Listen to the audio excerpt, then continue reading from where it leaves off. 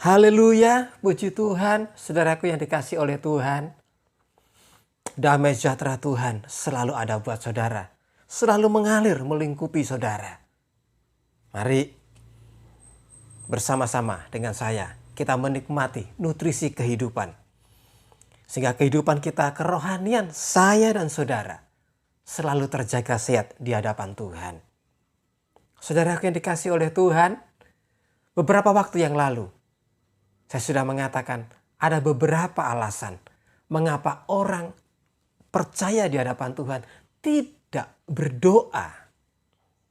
Saya ulang lagi, ada beberapa alasan mengapa anak-anak Tuhan tidak berdoa. Meninggalkan apa yang namanya doa. Bukankah doa itu merupakan komunikasi kita dengan Tuhan? Bukankah doa itu merupakan nafas hidup orang percaya kepada Tuhan? Bukankah doa itu merupakan senjata kerohanian saya dan saudara? Tetapi seringkali kita tinggalkan apa yang namanya berdoa. Kemarin bagaimana saya mengatakan alasan yang pertama, terlalu sibuk. Terlalu sibuk. Sehingga kita tidak bisa melihat kesempatan. Mengambil pilihan untuk mengejar kesempatan bahwa doa itu begitu penting.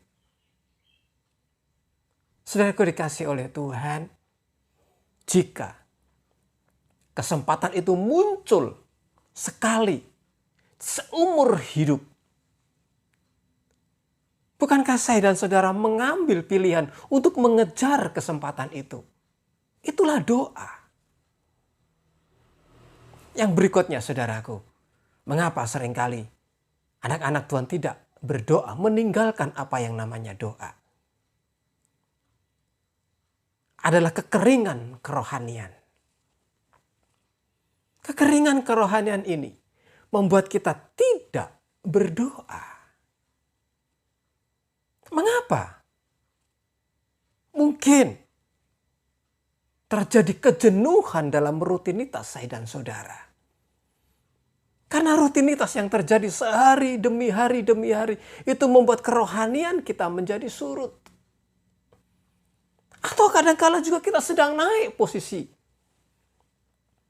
Kerohanian sedang di atas. Itulah saya dan saudara manusia. Kadang-kala kita naik, kadang-kala kita turun, drop, jatuh ke bawah. Sehingga membuat kita tidak bisa berdoa atau tidak mau berdoa. Karena merasa diri ini kering kerohanian ini. Ada pertengkaran dengan suami, ada pertengkaran dengan istri. Ada pertengkaran dengan anak. Ada perselisihan dengan mantu dan lain sebagainya. Itu yang membuat kekeringan kerohanian ini bisa terjadi. Sehingga apa yang terjadi dengan demikian? Kita menunda-nunda. Tuhan, tunggu Tuhan ya. Nanti kalau kerohanianku sudah mulai naik, aku mau datang kepada Tuhan, mau berdoa kepada Tuhan. Menunggu dan menunggu. Pada akhirnya pun juga tidak berdoa. Bukankah justru pada saat-saat seperti ini, kekeringan kerohanian, justru kita selalu dekat kepada Tuhan dalam doa. Duduk manis di bawah kaki Tuhan, kita justru datang berdoa untuk meminta Tuhan membasuh kembali, membasahi kembali kerohanian yang kering ini. Tuhan beri air kehidupan itu, sehingga hidup ini boleh dibasahi kembali. Saudaraku dikasih oleh Tuhan. Ada juga pola pikir bahwa kita datang kepada Tuhan. Itu dengan sikap yang bagus, dalam posisi kondisi yang bagus. Itu baik. Itu baik adanya, indah adanya. Saya ulang lagi. Pola pikir saya dan saudara jika menghadap kepada Tuhan adalah dalam kondisi yang baik, kondisi yang prima kita datang kepada Tuhan. Itu baik. Tapi pada saat seperti itu juga, apakah kita mampu berdoa kepada Tuhan juga. Mungkin doa pertama kita bisa naikkan kepada Tuhan. Doa kedua kita bisa naikkan kepada Tuhan. Tapi bagaimana doa-doa berikutnya? Mungkin kita terpengaruh dengan lingkungan yang ada. Akhirnya pikiran saya dan saudara bisa melayang kemana-mana. Sementara saudara mengatakan, saya sedang posisi yang fit, kondisi yang baik. Tapi justru pikiran ini bisa melayang kemana-mana. Itu yang membuat kita akhirnya meninggalkan apa yang namanya doa. Saudara dikasih oleh Tuhan, Injil Lukas, pasal yang ke-18. Injil Lukas, pasal yang ke-18, ayat yang pertama hingga ayat yang ke-8. Demikian bunyi firman Tuhan. Yesus mengatakan suatu perumpamaan pada mereka untuk menegaskan bahwa mereka harus selalu berdoa dengan tidak jemu-jemu.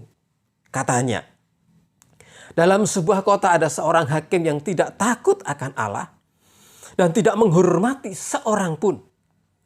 Dan di kota itu ada seorang janda yang selalu datang kepada hakim itu dan berkata, "Belalah hakku terhadap lawanku."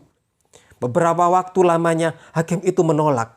Tetapi kemudian ia berkata dalam hatinya, "Walaupun aku tidak takut akan Allah dan tidak menghormati seorang pun, namun karena janda ini menyusahkan aku, baiklah aku membenarkan dia, supaya jangan terus saja ia datang dan akhirnya menyerang aku."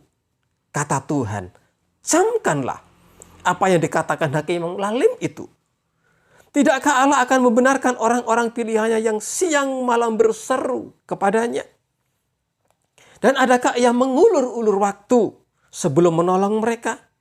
Aku berkata kepadamu, ia akan segera membenarkan mereka. Akan tetapi, jika Anak Manusia itu datang, adakah ia mendapati iman di bumi?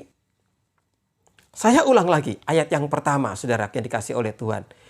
Yesus mengatakan suatu perumpamaan kepada mereka untuk menegaskan bahwa mereka harus selalu berdoa dengan tidak jemu-jemu. Saudara yang dikasih oleh Tuhan, dalam perikop ini kita jangan salah mengartikan. Kalau janda ini ngotot kepada hakim yang lalim itu dan dikabulkan, bukan berarti kita ngotot juga kepada Tuhan. Sehingga Tuhan mau melakukan apa yang menjadi keinginan saya dan saudara. Bukan itu titik masalahnya. Bukan itu intinya. Ayat yang pertama, untuk menegaskan bahwa kita harus tidak jemu-jemu datang berdoa kepada Tuhan. Datang menghampiri Tuhan, baik dalam posisi di atas, kondisi yang saudara, menurut saya dan saudara itu baik. Atau bahkan dalam posisi drop ke bawah, jatuh di bawah dalam kekeringan kerohanian. Justru kita datang kepada Tuhan dengan tidak jemu-jemu. Dengan rajin, dengan tidak bosan kita datang kepada Tuhan. Rajin menunjukkan kita beriman kepada Tuhan. Kita datang lagi beriman kepada Tuhan walaupun doa yang kita naikkan kepada Tuhan tidak dikabulkan atau belum dikabulkan, ditunda oleh Tuhan. Tetapi tindakan ini, rajin ini, menunjukkan kita beriman kepada Tuhan. Kita yakin kepada Tuhan. Apakah Tuhan mampu melihat iman saya dan saudara? Itu merupakan proses yang Tuhan izinkan kepada saya dan saudara. Dengan rajin kembali melakukan apa yang namanya doa. Saudaraku dikasih oleh Tuhan, kembali saya katakan bahwa dalam posisi apapun saya dan saudara, pola pikir yang bagaimana yang saudara punya menghadap Tuhan harus dalam posisi yang baik, kondisi yang baik. Itu benar, itu indah adanya. Tetapi di sini dikatakan bukan itu masalahnya. Untuk menegaskan, Tuhan menegaskan, Tuhan menginginkan bahwa saya dan saudara tidak jemu-jemu, tidak bosan. Artinya kita harus rajin datang kepada Tuhan. Menunjukkan bahwa saya dan saudara beriman, mempunyai iman kepada Yesus Tuhan. Mari saudara dikasih oleh Tuhan, jangan lupakan ini. Selalu datang kepada Tuhan. Yang pertama, kita tahu kesempatan. Kita mengambil kesempatan. Sesibuk apapun itu, kita mampu berkomunikasi kepada Tuhan dalam doa. Kesempatan yang ada, kita ambil itu. Yang kedua, kekeringan kerohanian saya dan saudara tidak menghalangi untuk saya dan saudara untuk bisa datang kepada Tuhan di dalam doa. Menjumpai Tuhan di dalam doa. Tuhan Yesus memberkati saudara. Selamat beraktivitas. Haleluya. Amin.